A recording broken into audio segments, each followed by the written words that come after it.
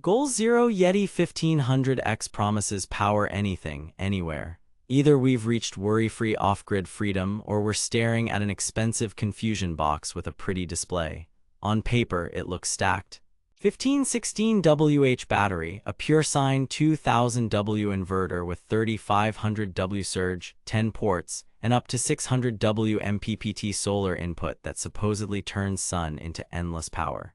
They even say you can back up home circuits, keep full-size fridges and microwaves humming, and do it all quietly with no fumes. Sounds like the perfect emergency and camping ace, right? But here's the thing. Specs don't tell the whole story. I lived with the Yeti 1500X for 3 weeks, ran real appliances, and pushed its charging to see what actually holds up. I've put the direct link to check current pricing in the description, but before you click anything, let me show you what I discovered after 3 weeks of testing.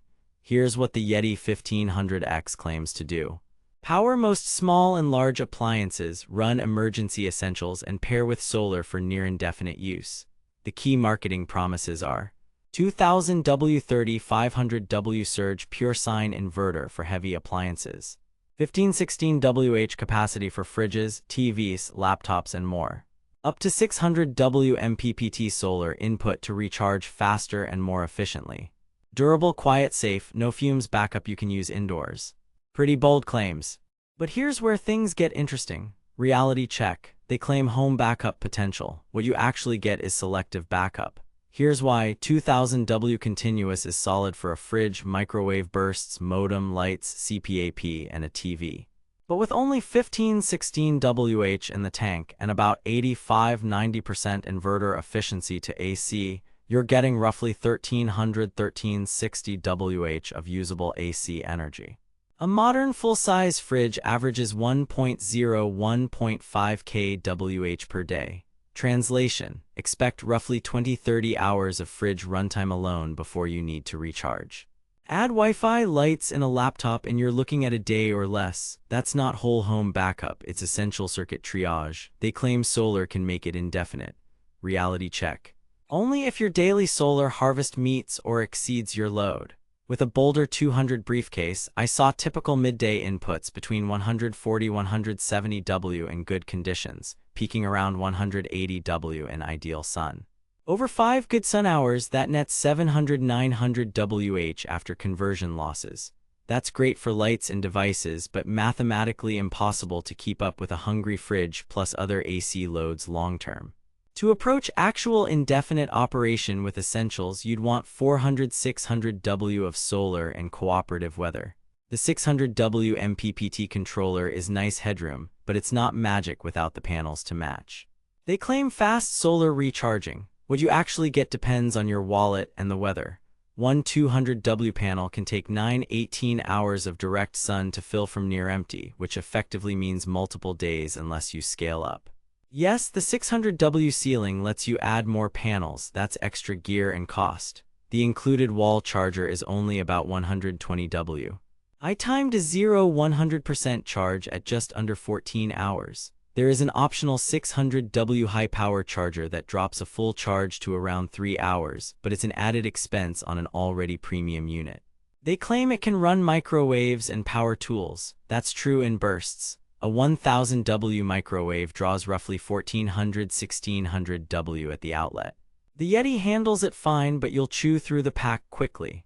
At a steady 1500W draw, you're empty in under an hour. That's physics, not a flaw. Just know what 1516WH actually means in real use. They tout 10 versatile ports. Reality check, useful but dated by 2026 standards. You get 2 AC outlets, regulated 12V ports for car and DC gear, and USB including USB-C PD up to 60W. In an age of 100–140W USB-C laptops, 60W feels cramped. No 240V output, and no built-in app control on the 1500X, which competitors offer across the board. They claim durable, safe, quiet power. Build is excellent, anodized aluminum shell, solid handles, and stable feet. Quiet, mostly. Under heavier loads or charging, the fans are clearly audible. Battery chemistry is NMC, which is proven but typically around 500 cycles to 80% capacity. far fewer than modern Li-Fi Po4 competitors boasting 3,000 plus cycles. That cycle life gap matters at this price. Build quality, rock solid. At around 45 pounds, it feels like pro gear, not a plastic toy. The LCD is bright and actually useful with time to empty and input-output wattage. It's indoor safe, no fumes, which beats any gas generator for apartments and condos. Just know that 45 pounds is not grab and go, it's lug and grunt. Battery and charging. 1516 WH NMC with about 1300 plus WH usable to AC.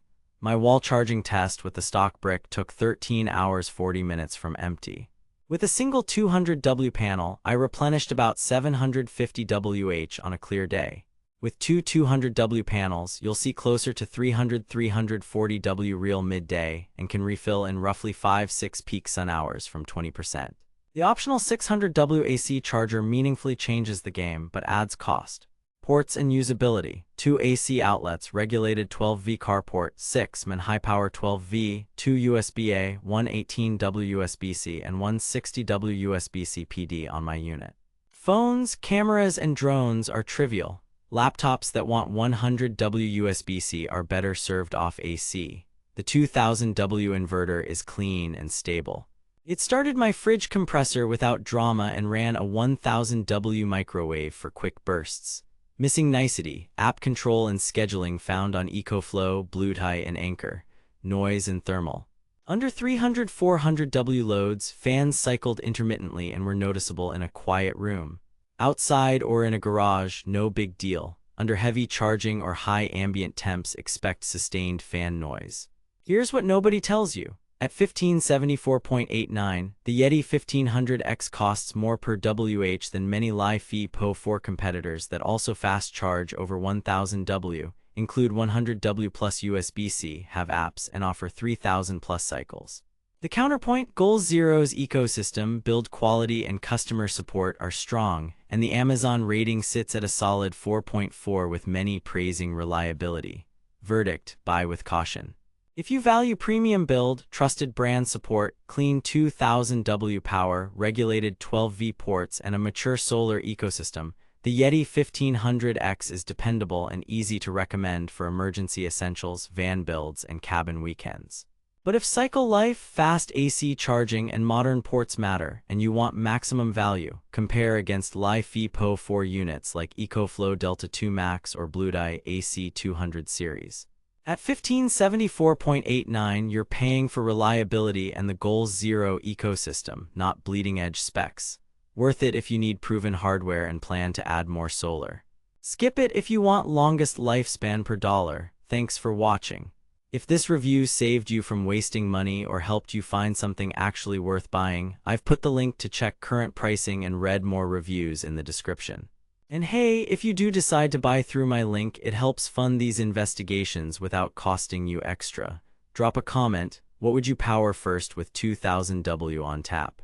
Next up, I'm testing a Li-Fi Po4 competitor that charges 0-100% in under 90 minutes. Don't miss it. Stay savage out there.